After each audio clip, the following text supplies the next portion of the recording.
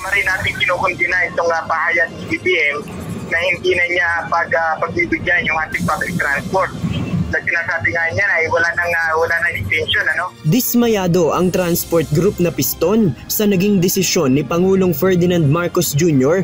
na ituloy na sa darating na December 31 ang deadline ng franchise consolidation ng mga tradisyonal na jeep. Sa post ni PBBM sa social media platform na X, sinabi nito na nakausap na niya ang mga transport office officials at napagdesisyonan na hindi na palalawigin pa ang deadline. Ayon sa Pangulo, 70% na ng mga operator ang tumugon sa Public Utility Vehicle Modernization Program o PUVMP.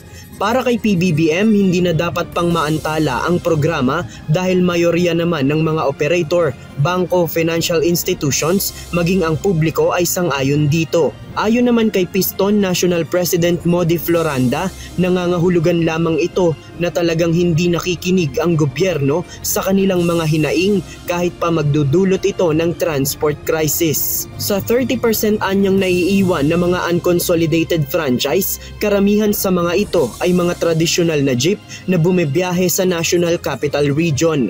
Kaya naman kung tuluyan silang mawawalan ng karapatang bumiyahe, libo-libong mga tsuper-anya ang mawawalan ng trabaho at libo-libong mga pasahero rin ang mawawalan ng masasakyan. Ang katumbas yan ay ito ay mga mahigit na 50,000 na mga tsuper at 25,000 na mga operator ang mga madadagdag ng mawawalan ng hanap buhay. Dahil dito, hindi na magpapaawat ang grupo at itutuloy na ang 2 araw na nationwide transport strike na gagawin sa December 14 at 15.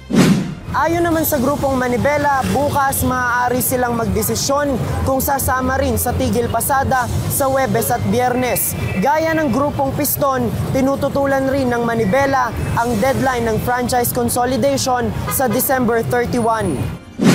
Samantala, para naman sa United Transport Consolidated Entities of the Philippines, sang-ayon sila na hindi na ma-extend pa ang deadline lalo't 2017 pa nasimulan ang programa at ilang ulit na rin itong pinalawig. Dapat na anilang magkaroon ng pagbabago sa mga pampublikong transportasyon upang makapaghatid ng maayos at mas komportableng biyahe sa mga pasahero. Ang gusto ng pasahero pati, air condition na. Halos hindi na nila sinasakyan ng mga lumang jeep. Tinatangkilik ko yung pasahero namin, yung mga air condition jeep, kaysa kayong mga lumang jeep. JP Nunez, UNTV, News and Rescue.